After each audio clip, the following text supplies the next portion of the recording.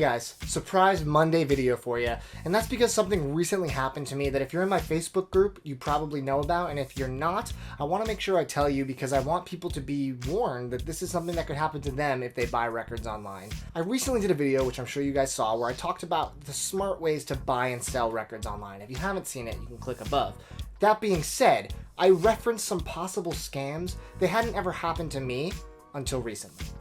So in this video, I'm going to give you a short little story time of something that just happened to me, and it's pretty crazy, so buckle in. If you haven't already, it'd be awesome if you'd like this video, hit the red subscribe button, and turn your bell notifications on so you don't miss out on any weekly videos I put out. So I love Discogs. I buy a lot of records on Discogs. It's one of my favorite sites I've ever used in my whole lifetime.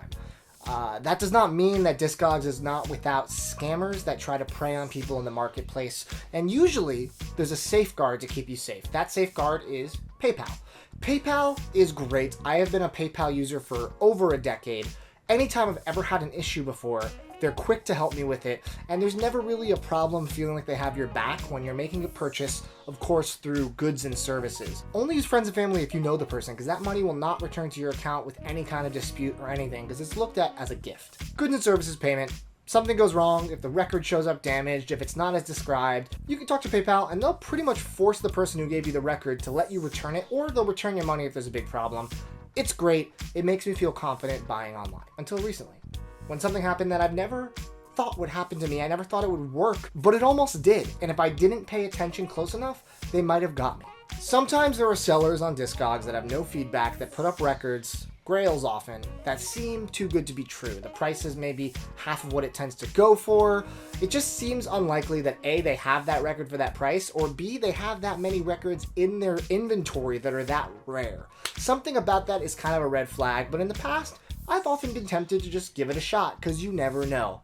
Although lately, especially after this story, I think it's best to trust your gut, even though you're usually protected, because if it's too good to be true, it probably is. That being said, one morning I woke up, and as I always do, I made my coffee, and I sat on my computer, and I popped open my Discogs want list, which is my daily routine, and I looked to see what the new items that were added throughout the night were. Well, a record I wanted for a while, the Weekend Trilogy box set, came up for sale, $200. That's a really good deal. If you know this thing, go on eBay. It sells for $400 plus usually. Very hard to find. I'm not a huge Weekend fan, but I really like the trilogy, so I've wanted to find the box set for a fair price. $200, it seemed too good to be true. The guy had no feedback, but in my head I was like, you know what?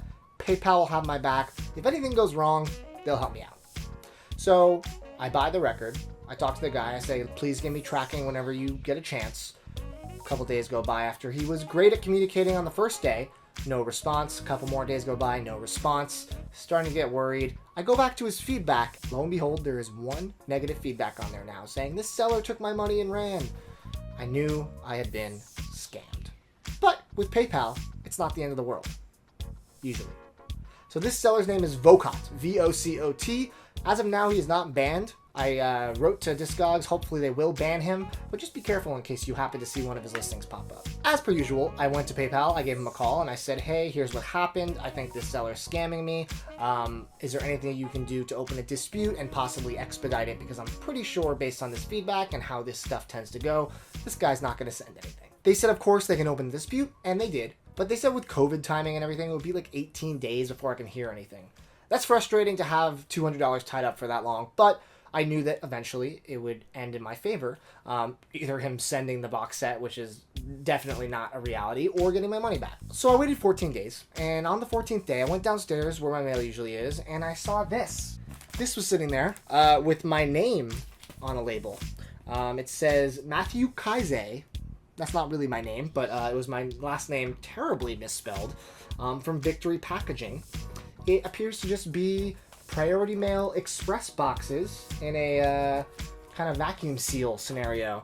I did not order these boxes by any means, but I was confused. I actually wondered if someone had moved into my area with a similar name to me. But that being said, I just kind of left it there, and I was like, that's strange. Maybe it was a mix-up. Maybe it was an accident. Who knows? I go out for the day. I'm running an errand or two, and I get an email from PayPal saying that my case was denied. Immediately, my brain just kind of froze, and I was like, well, how is that possible?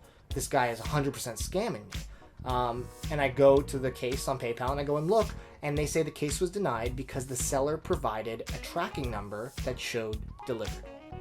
I think you can probably guess where we're going here because I put it together almost immediately. This very awesome person sent me a bundle of empty express boxes and then provided that tracking number to PayPal saying, oh, I delivered something to his apartment because it shows delivered on the tracking.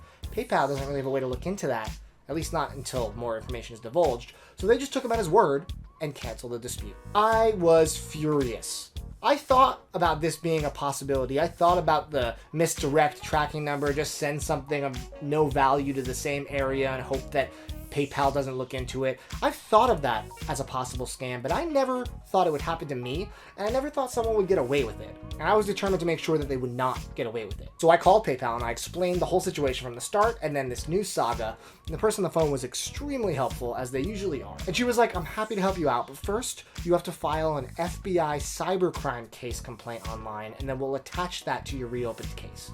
Yeah, the FBI got involved. Obviously not to a big degree, but that being said, this is absolutely cybercrime, and it is super illegal what this person did, even though it's an extremely easy scam for someone to pull off. Not easy for them to get away with, though, as long as you're vigilant and paying attention. So I filed the claim, I talked to PayPal again. Within the day, my money was refunded.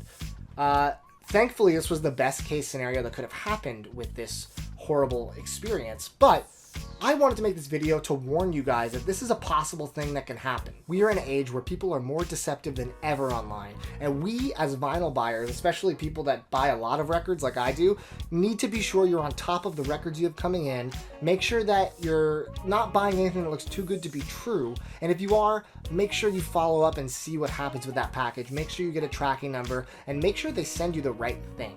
So this is a scam that just happened to me. This is a PSA for you to keep an eye out for this to happen to you in the future. I hope you guys don't experience this, but if you guys have any other vinyl related or any online buying scams that you can think of, leave a comment so that you can warn everyone in this video what to look out for, what to avoid, so you can buy safely online and keep building your collection without having to lose a ton of money for some jerk trying to just rip you off. All right, thanks guys for listening to my story time. I hope you enjoyed this. I hope you learned something, and there's going to be more videos very soon. Thanks for watching. Take it easy.